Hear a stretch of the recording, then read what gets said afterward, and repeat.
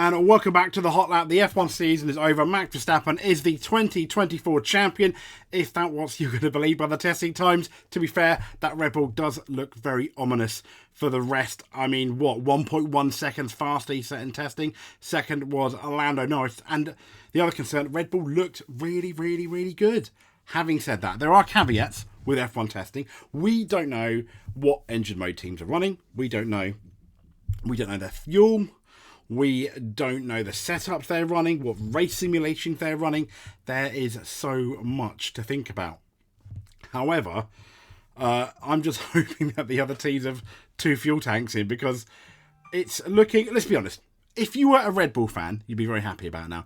Anyone else, you probably wouldn't be particularly happy. If you were a Sergio Perez fan, you'll have his fingers crossed that he can get everything together, because he's looking like the only one that may at the moment beat Max Verstappen. But this is testing day 1. Anything can happen in Formula 1, and it usually does. If it's F1 spelled backwards, says the great Murray Walker. As you can see here, Formula1.com has also said Verstappen stays on top in Bahrain as first test of pre-season testing concludes. Yes, with a time of 1 minute 32.548 in the books during the warmer midday conditions, and then he went to a 1. He improved it by over a second. So, yeah, impressive mileage as well. As you can see here, Max Verstappen, Red Bull Racing. You might be able to just make it up, but he did 143 laps. Lando Norris in second did a 73. He had a half day. So essentially it was Max Verstappen all day, along with George Russell all day, and all the other drivers shared it, split half and half. And Carlos Sainz was in third, 1.2 seconds behind, with Danny Ricciardo in the RB, again, just over, 1.255 seconds behind in fourth, and Pierre Gasly then 1.4. The fastest Mercedes was 2.7 seconds behind. Yes, 100, yeah, but George Russell did 122 laps. Mercedes quite often, particularly in the first couple of days, and Red Bull normally, up until now, don't really go for out and out lap times, but everyone at Red Bull were looking very happy. And yes, it does kind of look a bit ominous, doesn't it? So, I mean, we'll be getting into testing as well. Don't worry about that. We'll be getting into the test, and also we'll be having a look at the Red Bull finally showing their car, looking at their car, and their really interesting side pods and what they mean. There's a really good article on Formula1.com. And finally, Toto Wolff on that Hornet investigation.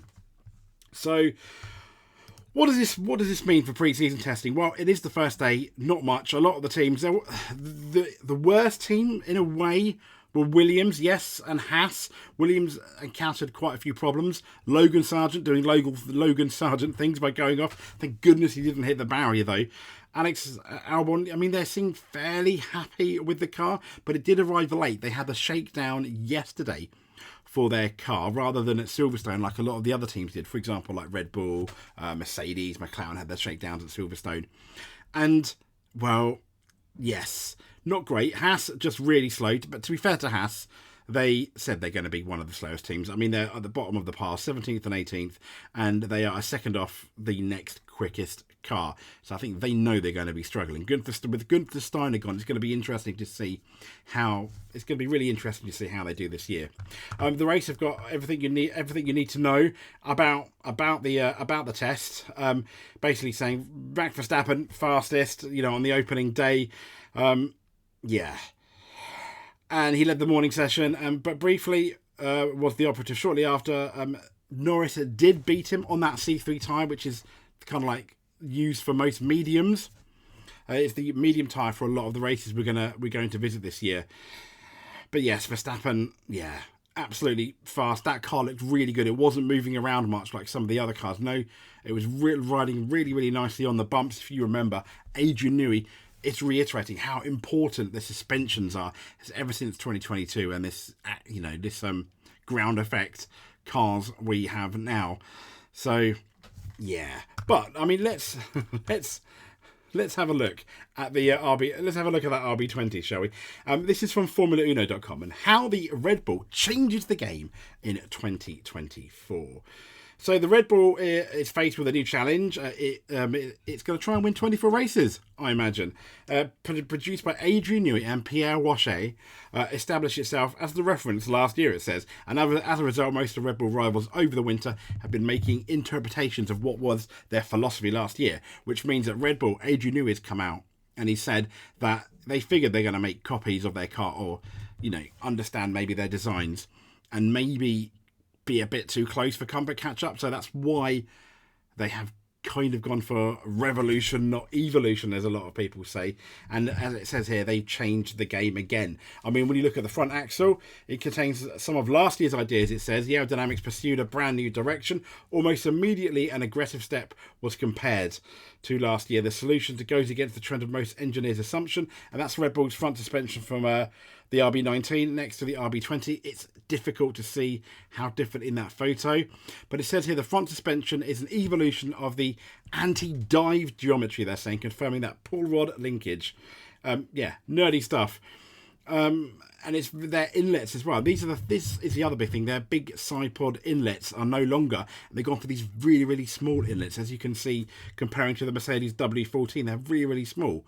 And that's potentially for the cooling, for the radiator, for the air to get in. Who knows? It says the redesigned side pods are one of the surprises. They've emphasised their existing concept, extending, flattening these inlets. The area is less visible on the front section, and basically Adrian Newey has constantly said he does not like radiators. Obviously, the inlets, we need spaces to keep the engine cool. Adrian Newey is really, really famous for tightly packaging his cars, which Kimi Raikkonen was never happy about in the 2005 McLaren, because the engines went bang. And if you remember, in Red Bull's early years, a lot of the Renault engines went bang. One of the reasons was for the really, really tight packaging.